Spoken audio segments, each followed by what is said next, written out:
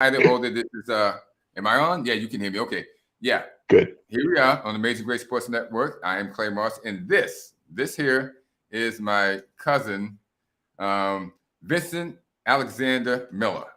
Vincent That's right. Alexander. That's right. I got it right. We call him Alex. Now, Alex is a diehard Atlanta fan. He was born and raised in Atlanta. And Atlanta, pretty good city, but they've been a little bit on the skid since Super Bowl 51, I believe that was. It was that 2017 when they played Yeah, the unfortunate 28-3 incident. Yep, that one. that one there. Yeah, they ran into Tom Brady. But, did you see that game? I hate to bring it up, but did you see the highlights of the game last night? I did. I saw that one, and if anything, it told me that we waited too late to go to our new quarterback in Atlanta.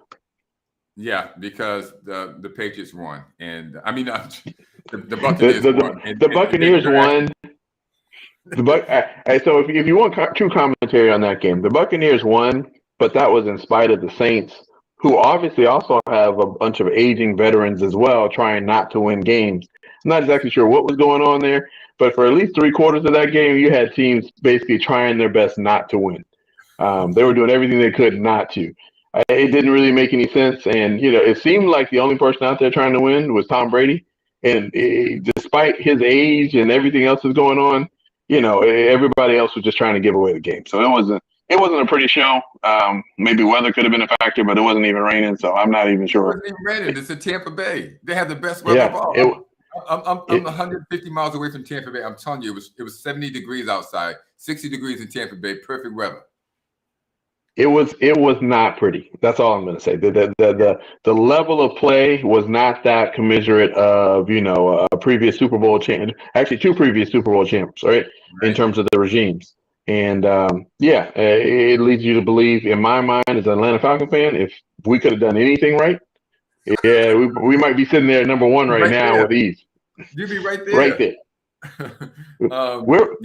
Tom Brady brought him back, but that was a heck of with 4 seconds left on the clock, he brought him back. And so, I mean, you just don't get that. You just don't get that. I mean, I think of all the people in New England that are crying. I mean, all these people that sided with freaking Bill Belichick against Tom Brady. Now, after 3 years of being losers, they're mad as heck at Belichick. But did they not see this? I mean, didn't the Saints even watch the script? Didn't they know you don't give the ball back to this guy? Wasn't everybody sitting there going, "What are you doing?" There's no way that the Saints could have known that this was the best way to go. This couldn't have been their game plan. There's no way that they could have stepped out there and said, "Yeah, we're going to leave Tom Brady with time on the clock to go down here on the field." I mean, I think it went awry, when you had a couple of drop passes by some veteran wide receivers, right? On third downs that easily could have converted, and then they could have moved on. But as soon as that happened, you got to blame the coaching staff with like a minute 32, minute 42 to go in the game, and they're not even using their timeouts. They're just sitting there thinking, "Oh, he's not going to score." And everybody else has seen this script. I'm not sure what the Saints staff was looking at and thinking of, but you need the ball back. You want to make sure you got time to get the ball back.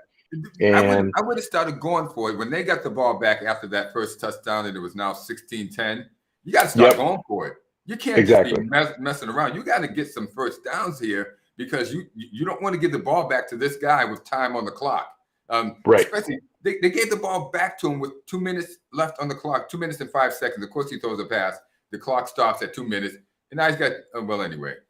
Yeah, it was ridiculous. Talking about Atlanta's quarterback problem. Now, I did some research, and the reason why we're having this conversation is because me and Alex, my first cousin, we were at a family reunion early this year, and they were really gung ho about who's Ryan, Matt Ryan being gone. They said you guys said you needed a running quarterback, and the day of the pocket passes over and bada boom, and then Mariota came and completely stunk up the joint, and now we're ready for Desmond Ridder. Now, let's be honest, though. Let's be honest. Yeah. Mariota came in, and we had expectations for whatever reason that you could teach him some new tricks, right? We thought that he was going to be different because of the environment, because of the coach, maybe because of the team. Who knows, because he's on a different coast. yeah, all things said, about 3 games in, 4 games in, you could see that was not going to be true. So that was pretty obvious for the average Atlanta fan. You probably figured that out about Game 4.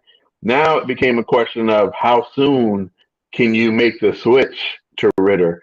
But initially, we gave him a chance. I think we did right and gave him a solid chance to go out there and demonstrate, Definitely, decision definitely. making, passing abilities, those things. And we had this conversation back on November 11th. Yep. Now, so when people watch this, they're going to say, we have this conversation actually on November 11th, and like Alex was saying, get him out of there, put it. And I was saying, you still have. And here's the funny thing: the NFC South is so bad that they're Yeah. still only 2 games back. I said, well, as long as you have a chance, you have to ride the veteran. But Ritter is a talent. I just didn't want to see him go out there and get hurt so early. But I think about 4 games back, as we talked about before we came on the air, you probably could have made that switch. I think so. I mean, I think hindsight being 2020, right, is always the Right. case. But up until that point, I think we actually had hindsight 8 games in. We had Yeah. several games where just, serviceable passing, game management, right, understanding time and situation, down and situation, those would have given us some wins in some games we probably weren't thinking we were going to win for at least 2 years because we're in a rebuilding mode, right? Right. And when that happened, it then kind of falls on the coaching staff to say, hey, wait a Right. minute. Right. If these are the mistakes that we're going to make to lose games, why not make those mistakes with the rookie rather than go make those mistakes with the veteran? And so when the time, yeah, there's still time and so forth. The only thing that I would say here with the 4 games left, with you got Desmond Ritter and you put him out there on the field, is give him time to play. Right? Don't come out here and try and change things around and say, oh, well, wait a minute, Tampa Bay's losing or the Saints are losing. Let's go back to Mariota. I say make the decision, and then you live with what the consequences are, because you're going to learn a lot in these 4 games when you let the rookie play. If you don't let the rookie play, we don't know what we have, but I do know this. We know exactly what we've got in Marcus Mariota. And so, you can keep trying and keep trying and keep trying. At some point in time, somebody needs to tap him on the shoulder and say, yeah, we tried that. It didn't Yeah. work.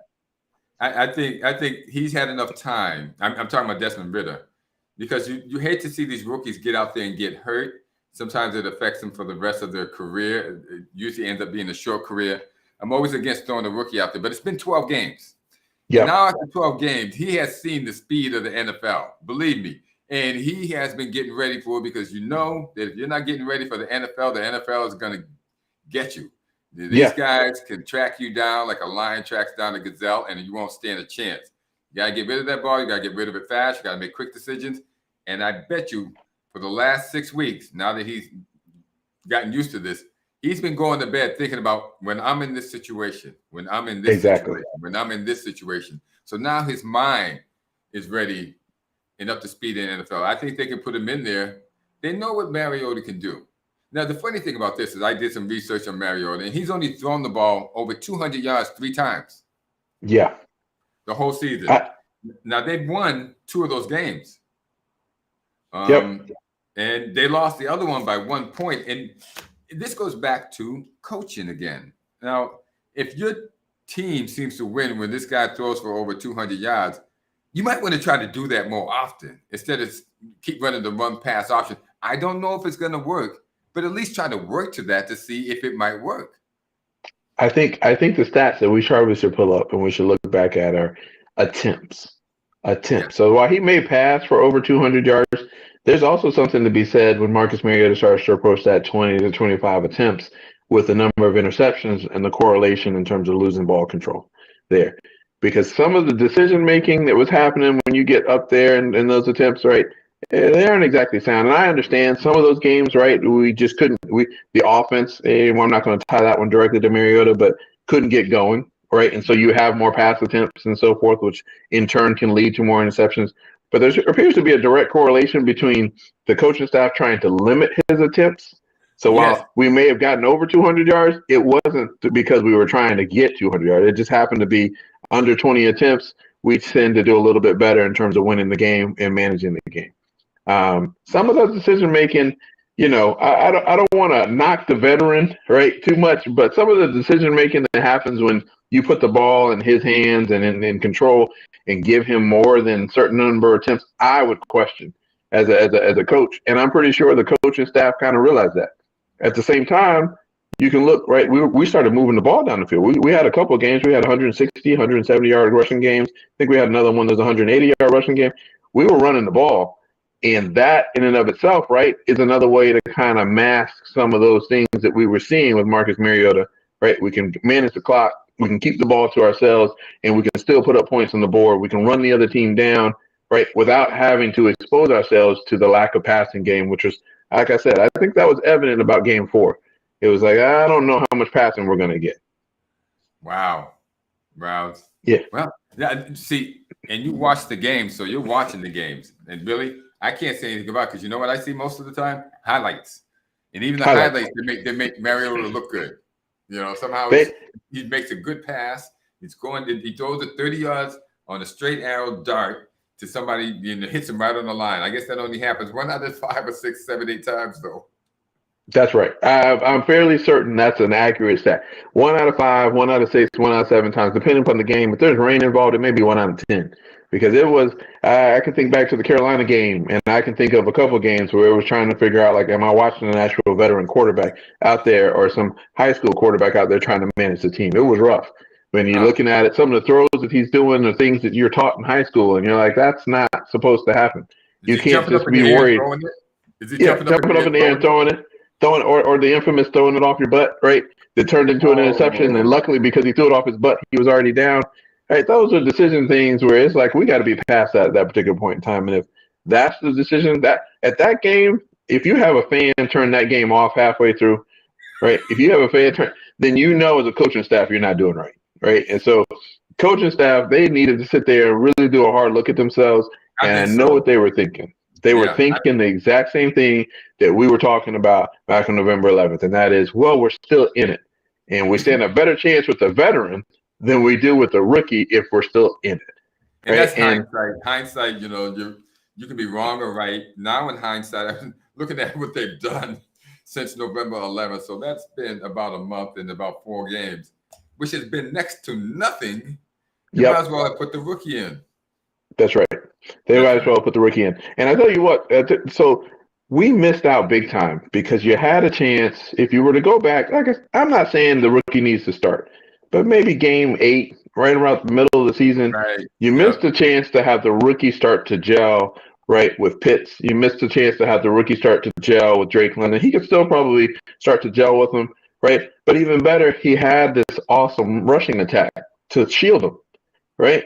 There's nothing wrong with he gets in these situations and you're not sure that he's going to function well. Just have him turn around and hand the ball off, right? And then he doesn't have to worry about it. He can look at the defensive sets and start to get a feel for the game and not have to worry about making this pass. But at the same time, you want to get him that exposure and those repetitions with those. Yeah. I mean, Kyle Pitts could have bailed anybody out. I mean, he's a superstar talent, right? In the waiting, if you got a quarterback that can throw him the ball. And let's just say there were several times where he's running down the field and the ball's nowhere near him. So it's unfortunate we won't get to see him anymore this year. But I am excited to see if they can make the move, right? Because we got a bye week coming up. I am excited to see if they can make the move to Desmond Ridder and Drake London and see how that pans out. So now you got 2 rookies out there and they're playing together and they're starting to gel, which is a good core foundation. When you got a rushing attack, what is the rushing attack? Top 10 in the league. So shield them, but give them the exposure and the experience so that we can make some decisions in the offseason. Well, I'm going to make a prediction. I'm going to make a prediction since they didn't make that move, they're not going to make it now. I mean, that's just what I'm thinking. I could be wrong, but I'm thinking these guys have really, because I was thinking to myself, they had a bye. And in that bye, they could have got him ready. Not yet. They have a bye next week. They have a bye. This is our bye week right here. So we're recording. This is good.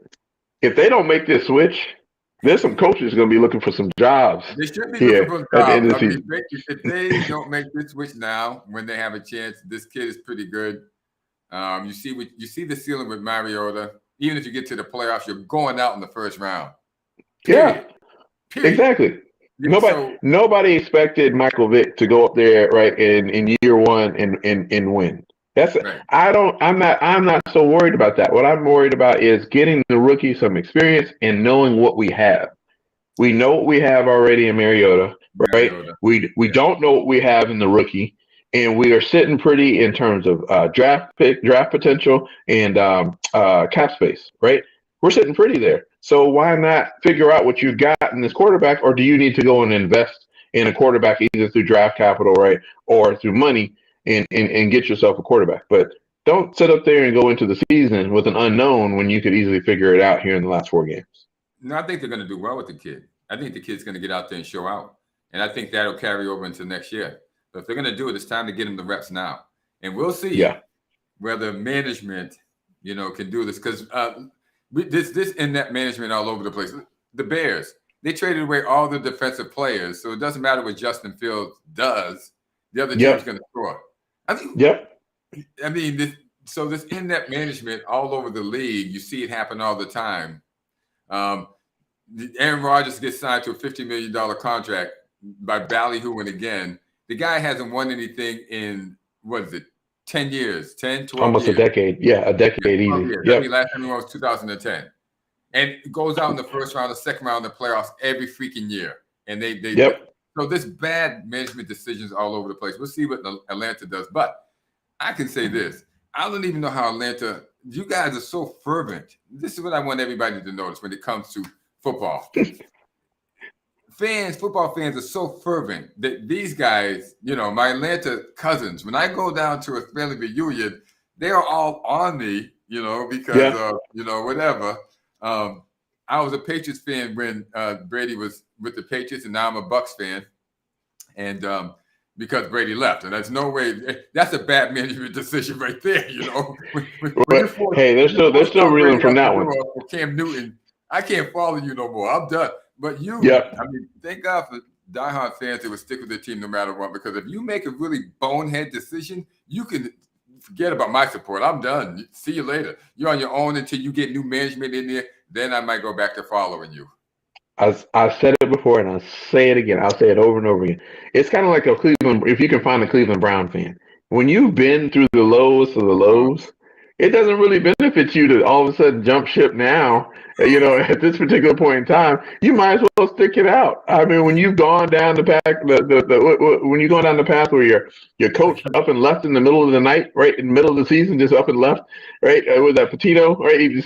When you've been through that, right? When you've been through the Michael Vick scandal, when you thought you had something, right, and then the league took that away, you've been through a lot. There's no need at this particular point in time. When you've been through 28-3, and you were still a fan after 28-3. You can't really sit back and say, yeah, you know what? I'm going to go ahead and jump ship. Now, you should have done that a while ago. Now is not the time to do that. My man, you hit it right on the nose. I got nothing else to say. There's nothing I can follow that with. I am done. Hey, sports fans, this is football. This is the NFL. This is the Atlanta Falcons. So I hope things go well for them. I thought they would come back the year after, but sometimes things just don't work out and these things happen. So let's see what happens. Hope management makes that decision. And I'd like you to come back on because you speak better than me. When it comes to analyzing this, I mean, I'm more sentiment and you're more analytical. So I think I love the passion. Together. Yeah. I love the passion. I will gladly come back on. I love the passion. Hey, and you know what I'm saying? If they like to say rise up, I'm just going to say go Falcons because I don't think the rise up terminology worked in our favor ever, right? So we just say go Falcons. And like I said, I love it. This is a lot of fun, and I'm passionate about it. So until next time. I love you, man. It's great love talking you too, to you. It's always great talking to you. We talk on the phone all the time, guys. And we talk about, sports and things of that sort. So what you're seeing is a session of what we would talk about if we were on the phone together. So this authenticity. This is authentic. Hey, listen, I'll give you a call tomorrow. We'll talk tomorrow. All right, man. Take care. Love you. Love you. Ciao.